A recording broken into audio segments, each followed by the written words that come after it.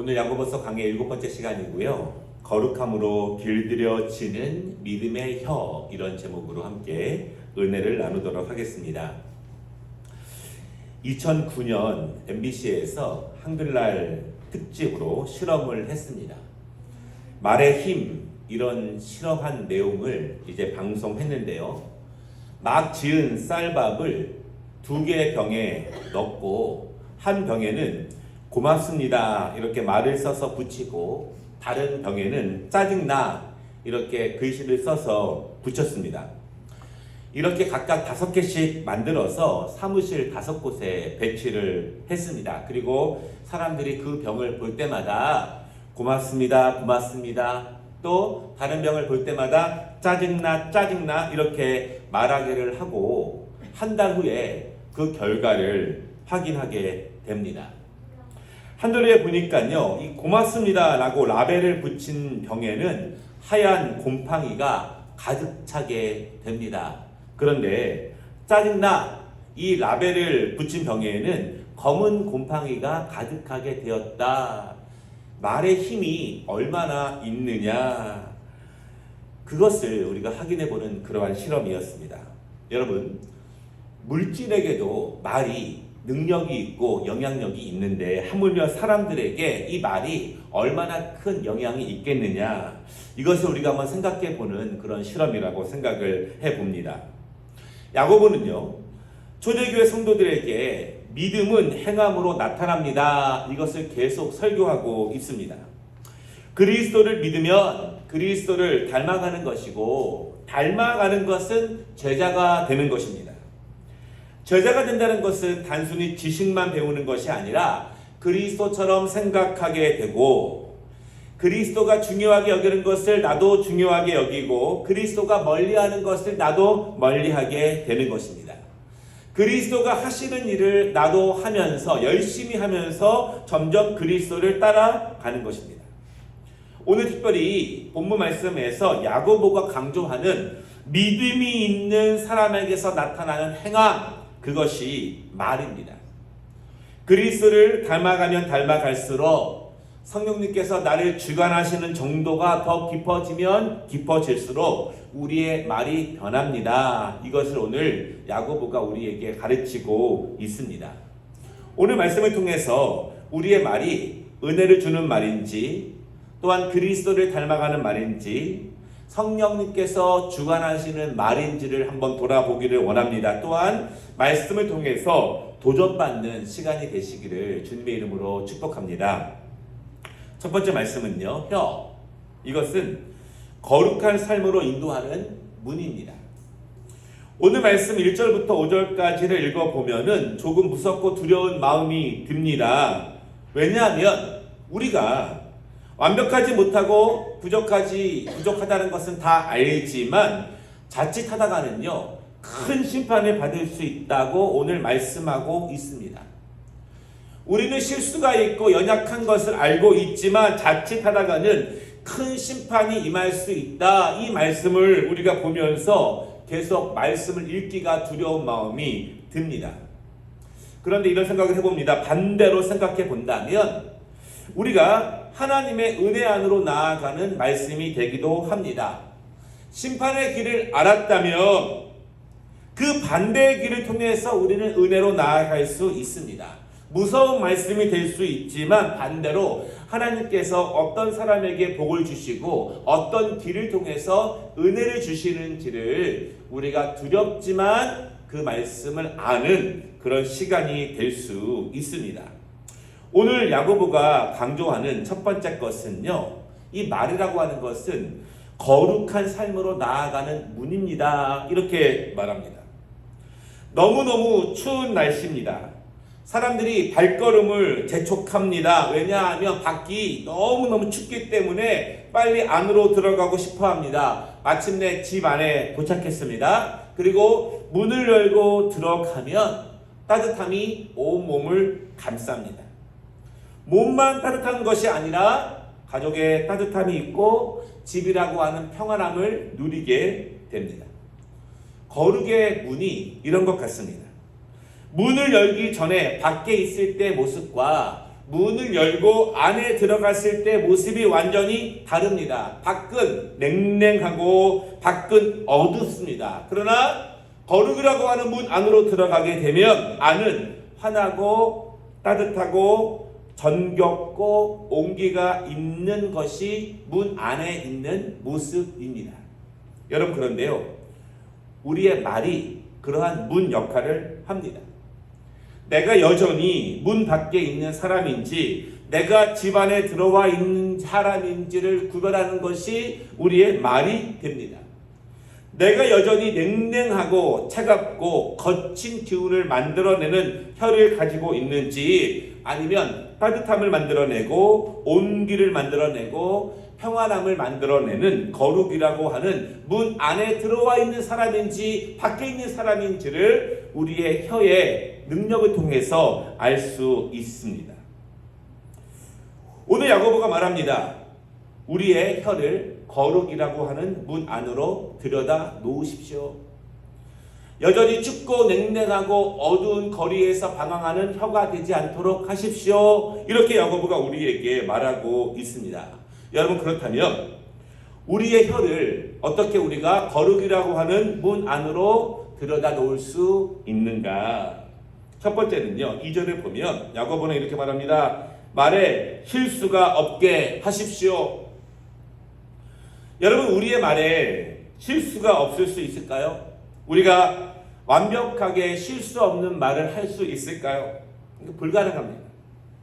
우리는 끊임없이 말을 하지만 끊임없이 후회를 합니다. 밤새 고민하기도 합니다. 충분히 생각하지 못하고 먼저 말하기도 하고 먼저 행동한 것에 대해서 자주 후회합니다. 후회로 끝나는 것이 아니라 그것 때문에 누군가에게 상처를 주게 되고 누군가와 관계를 어렵게 하는 것이 우리의 말의 실수들입니다.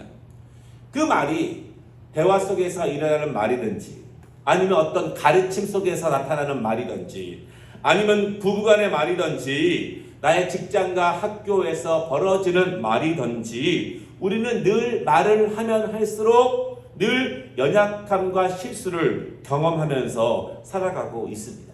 그런데 오늘 야고보는요, 말에 실수가 없게 하라, 그렇게 이야기합니다. 어떻게 우리는 말에 실수를 없게 할 수 있을까요? 반대로 생각해 보면은 왜 우리는 자주 말을 하고 나서 후회를 하는가? 여러분, 우리가 말을 하고 나서 자주 후회를 하는 거에 대해서 성경은 뭐라고 말하냐면 그것은 지혜가 없기 때문이다, 그렇게 말합니다. 우리가 말하기 전에 충분하게 분별할 수 있는 지혜가 없기 때문이고, 말할 때에도 충분히 지혜롭게 말할 수 있는 지혜가 없기 때문이고, 말한 후에도 지혜롭게 처신할 수 있는 능력이 없기 때문에 우리는 자주자주 말에 실수를 하게 됩니다. 그렇다면 여러분, 말은 지혜와 연관이 있습니다. 말의 실수는 지혜의 있음과 없음과 연관이 있습니다. 말이 지혜와 연관이 있다면 우리는 다시 한번 야고보서 1장으로 돌아가서 5절 말씀을 주목해 볼 필요가 있습니다. 너희 중에 누구든지 지혜가 부족하거든 모든 사람에게 후히 주시고 꾸짖지 아니하시는 하나님께 구하라, 그리하면 주시리라. 결국 우리의 말에 실수가 없게 하라, 이것은 하나님의 지혜를 가진 혀가 되게 하라, 이런 뜻입니다. 하나님의 지혜가 있는 혀가 되게 하라, 성령님께서 주관하시는 혀가 되게 하라. 여러분, 성령님께서 주관하시는 혀는 어떤 말의 능력이 나올까요? 그것은 성령님이 하시는 일과 관계에 있습니다. 성령님께서 주관하시는 것이, 그 일이 우리의 혀를 통해서 나오게 됩니다. 그것은 섬김의 말입니다. 그리고 그것은 살리는 말이 됩니다. 그것은 하나가 되는 언어가 되고, 그것은 다툼이 되지 않는 말이 됩니다. 그것은 평안을 비는 말이 됩니다. 그리고 그것은 치료가 되는 말이 되고 순종의 말이며 또한 자원하는 말이 됩니다. 성령께서 일하시는 방법이 우리의 혀를 통해서 밖으로 나오게 됩니다. 여러분, 그렇다면요, 우리는 우리의 혀가 성령님이 주관하시는 혀가 되도록 하나님의 지혜가 내 말 가운데 임할 수 있도록 내가 말하기 전에 말할 때 충분히 하늘의 지혜를 가지고 분별하여 말할 수 있도록 기도해야 되고 더욱더 성령님의 은혜가 내 혀 가운데 있기를 사모해야 합니다. 두 번째는요, 말에 실수가 없게 하라. 이 뜻은 우리의 말을 거룩하게 길들이라 이런 뜻입니다. 오늘 2절 말씀을 보면은 말에 실수가 없다는 것을 온전한 사람 이렇게 연결하고 있습니다. 여러분, 온전이라고 하는 것은요, 모든 그리스도인들이 꿈꾸고 있는 거룩함의 모습입니다. 또한 예수 그리스도를 닮아간다는 것은 결국 우리가 온전함으로 나아간다는 것을 의미합니다. 그런데 여러분, 온전의 의미는 길들여진다 이런 뜻입니다. 그것이 온전함입니다. 성경은요, 노아가 온전하다 그렇게 말합니다. 그것은 노아가 길들여져 간다는 것을 의미합니다. 하나님의 말씀에 순종하면서 점점 길들여 갑니다. 나를 주관하는 것이 아니라 하나님께서 주관하시는 정도가 더욱더 높아져 가면서 하나님의 뜻에 길들여져 갑니다. 모세가 온전한 사람이라고 말하고 있습니다. 모세가 점점 길들여져 가는 거예요. 주인의 뜻에 순종하는 자로 점점 길들여져 가고 있습니다. 여러분, 결국요, 온전하다는 의미는 주인의 뜻에 길들여지는 것이고 하나님의 말씀에 길들여질 수 있습니다. 우리가 어떻게 우리의 말에 실수가 없을 수 있겠습니까? 그러나 거룩으로 길들여져 가는 정도에 따라서 우리의 말은 죽이는 말이 아니라 우리의 말이 살리는 말, 성령님의 역사하심이 임하는 말이 될 것임을 여러분 믿으시기를 바랍니다. 오늘 야고보가요, 길들여진다고 하는 것에 대해서 두 가지로 예를 들어주고 있습니다. 먼저 3절을 보면은요, 무엇이 길들여지는 것인가? 말에게 재갈을 물리면서 말이 길들여진다 이렇게 말하고 있습니다. 여러분, 말은요, 강한 동물입니다. 빠릅니다. 그리고 야생의 말은 사람의 뜻대로 움직이지 않습니다. 그래서 그 말에게 재갈을 물립니다. 재갈을 물리면 재갈에 연결된 고삐를 잡아채면서 말을 점점 길들여가고 말을 점점 훈련시킵니다. 점점 말은 주인의 뜻대로 움직이도록 주인이 길들여져 가고 있습니다. 길들여져 가면은요, 서야 할 때 서게 되고 가야 할 때 가게 됩니다. 이제는 말이 자신의 본능대로 자기가 하고 싶은 대로 움직이는 것이 아니라 주인의 뜻대로 재갈을 잡고 있고 고삐를 잡고 있는 주인의 뜻대로 점점 길들여져 가는 것입니다. 여러분, 그렇게 거친 말들이 길들여져 갑니다. 주인의 뜻에 맞게 길들여져 갑니다. 야고보는 이렇게 말합니다. 우리의 혀를 길들이십시오. 누가 길들입니까? 하나님께서 우리를 거룩함으로 길들이시도록 우리의 입 안에 거룩한 재갈을 물고 주인의 뜻대로 움직이도록 길들이십시오. 바라기는 여러분, 우리의 입이 성령님에 의해서 길들여지는 입이 되기를 주님의 이름으로 축복합니다. 4절에 보면은요, 길들여진다는 것의 두 번째 예시가 나옵니다. 그것은 큰 배를 움직이는 키예요. 아무리 큰 배도 키가 달려져 있습니다. 4절을 보면은요, 그 선장이 움직이는 방향, 사공이 움직이는 방향에 따라서 그 배가 움직이게 됩니다. 그런데 중요한 표현이 있습니다. 광풍에 끌려가는 것을, 여러분, 큰 배도 거친 바람과 파도가 치면 자기 뜻대로 움직일 수 없습니다. 그때 그 큰 배를 광풍 속에서 광풍 안으로 침몰되어져 가는 것을 구원해내는 것은 선장이 그 키를 잡고 안전한 것으로 움직이고 이동해 나아가면 광풍에 쓸려가지 않고 안전한 곳으로 갈 수 있습니다. 힘든 상황에서 우리가 광풍으로 이끌려 갈 때가 있습니다. 그때 우리의 혀가 광풍에 이끌려서 막 바람의 방향대로 파도의 방향대로 휩쓸려 갈 때가 있습니다. 그냥 그렇게 내버려 두는 것이 아니라 하나님께서 선장 대신 하나님께서 우리의 우리의 혀를 붙잡고 있다면, 길들여져 있다면, 순종하는 혀가 된다면 광풍에 쓸려가지 않고 거기서 구원받을 수 있는 우리의 혀가 됨을 여러분 믿으시기를 바랍니다. 상황에 우리의 혀가 휩쓸려 가지 않도록. 야고보는 이처럼 우리의 혀를 길들이라고 말합니다.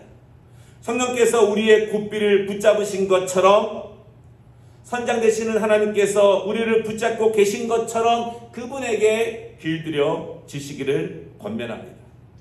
말은 스스로 길들여지질 없지만, 배는 스스로 폭풍 가운데서 빠져나올 수 없지만, 유능한 선장이 키를 잡고 있으면 위기에서 벗어날 수 있습니다.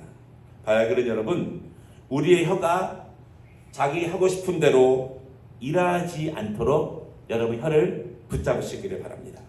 성령께서 우리의 혀를 길들여 가시도록, 우리의 혀가 점점 거룩한 문 안으로 들어갈 수 있도록 더 열심히 기도하는 우리 모두가 되시기를 주님의 이름으로 축복합니다. 두 번째 말씀은요, 혀는 능력을 만드는 힘이 있습니다. 혀는 능력이 있습니다. 아주 작은 신체 부위입니다. 그러나 혀는 큰 능력이 있습니다. 우리의 신체 모든 부위 중에서 유일하게 자기를 표현할 수 있는 능력을 가진 신체가 우리의 혀입니다. 내 감정, 내 생각, 나라는 존재, 그것이 가장 정확하고 분명하게 밖으로 드러나는 것이 우리의 혀입니다. 결국 인간이 가지고 있는 능력은 우리의 혀를 통해서 밖으로 드러납니다. 그럼 우리가 여기서 질문을 하게 됩니다. 내 혀를 통해서 어떤 큰 능력이 발휘되는가? 내 혀가 만들어내는 능력이 무엇인가? 야고보가요, 우리 혀가 만들어내는 능력을 두 가지로 예시를 드는데, 정확하게 말씀드린다면 하나는 살아있는 믿음의 혀가 가진 능력, 두 번째는 죽어있는 믿음이 만들어내는 능력, 그것을 말하고 있습니다.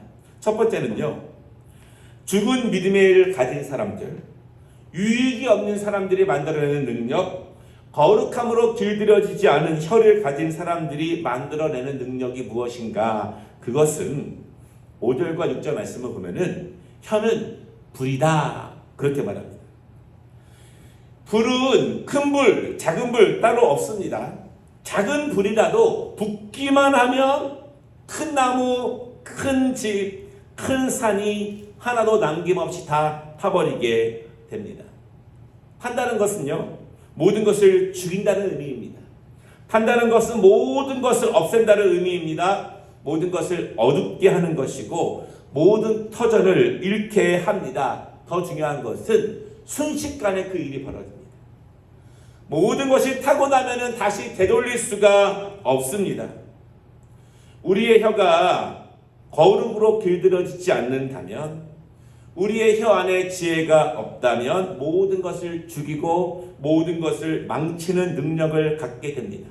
짧은 시간 안에 내가 쌓아온 모든 것을 허물어뜨릴 수 있는 것이 우리 혀 가운데 있음을 여러분 믿으시기를 바랍니다. 8절을 보면은요, 야고보는요, 혀를 악이라고 말합니다. 독이 가득한 혀다, 이렇게 표현합니다. 무엇이 악이고 무엇이 독입니까? 9절 말씀을 보면은 내 형제와 내 자매를 저주하는 것이 독이라고 말합니다. 여러분, 저주하는 것이 무엇일까요? 안 되기를 바라는 것이 저주하는 것입니다. 마음에 상처를 주는 것입니다. 무시하는 것이고, 진실되지 않은 것을 알면서도 말하는 것이 결국 독이 되는 그러한 말입니다. 우리의 혀가 거룩으로 길들여지지 않으면 자기 자신에게도 심판이 있지만 독이 가득한 혀이기 때문에 다른 사람들을 죽이는 능력, 그리고 큰 불을 일으키는 능력, 그것이 거룩하지 않은 혀, 죽어있는 혀, 행함이 없는 혀 가운데 있다는 것을 여러분 믿으시기를 바랍니다. 그러므로 우리의 혀가 거룩함으로 길들여지고 주인의 뜻대로 길들여지고 하나님의 지혜로 길들여지시기를 주님의 이름으로 축복합니다. 두 번째로요, 혀는 능력이 있는데 살아있는 믿음이 있는 혀, 행함이 있는 혀가 만들어내는 능력이 있습니다. 그 혀는 성령님께 길들여진 혀이고 그 혀는 하나님의 지혜 안에 있는 혀입니다. 여러분, 그러면 그 능력 있는 혀가 만들어내는 것이 무엇인가? 9절 말씀을 보면은 그 혀가 찬송을 만들어낸다, 그렇게 말합니다. 여러분, 믿음이 있는 사람들만 찬송할 수 있습니다. 그러면 그 믿음이 있는 혀가 누구를 찬송하느냐? 오늘 9절 말씀을 보면은 우리를 만드신 하나님을 찬송하고 우리의 주인 되신 하나님을 찬양하는 혀가 됩니다. 중요한 점은요, 깊은 찬양은 누가 주인인지 알 때 깊은 찬양이 가능합니다. 누가 주인인지 모르면 찬양이 뜨겁지 않습니다. 주인이 누구인지 모르면 찬양이 즐겁지 않습니다. 찬양이 힘들고 괴롭고 하기 싫은 것이 됩니다. 그러나 주인이 누구인지 알고 찬양하게 되면 그 찬양은 심차게 되고 감사하게 되고 은혜롭게 되고 기쁨이 넘치게 됩니다. 주인을 알고 찬양할 때 그 찬양은 하나님의 능력이 임하는 찬양이 된다는 것을 여러분 믿으시기를 바랍니다. 길들여지지 않은 혀가 큰 불을 일으켜서 모든 것을 다 태울 만한 능력이 있다면 거룩함으로 길들여진 혀는 그보다 더 큰 능력을 만들어낼 수 있습니다. 산을 옮길 만한 믿음의 혀가 됩니다. 안전뱅이를 일으킬 수 있는 베드로의 혀가 됩니다. 갈멜산에서 두 손으로 기도하는 엘리야의 혀가 되고 나사렛 예수의 이름으로 귀신을 물리치는 혀가 된다는 사실을 여러분 믿으시기를 바랍니다. 성령님께 길들여진 혀, 믿음의 혀, 행함이 있는 혀는 능력이 있습니다.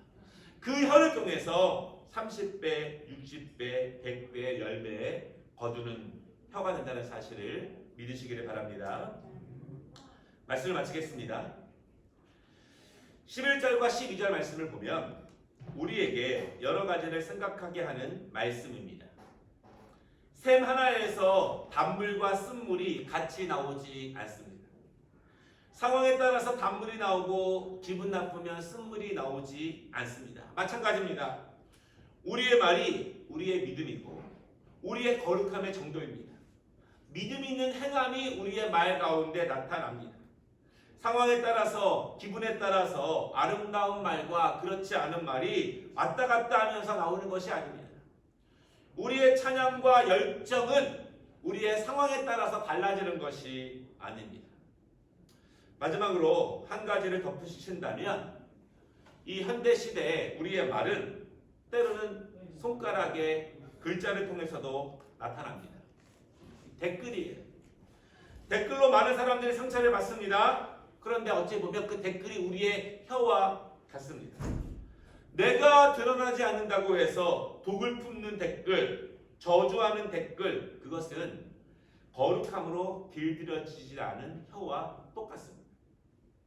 우리의 말이 살리는 말인가? 우리의 말이 믿음의 말인가? 우리의 말이 하나님의 지혜에 속한 말인가? 우리의 혀가 거룩함으로 길들여지고 있는가? 우리의 혀가 주인을 바로 알고 찬양하고 있는 혀인가?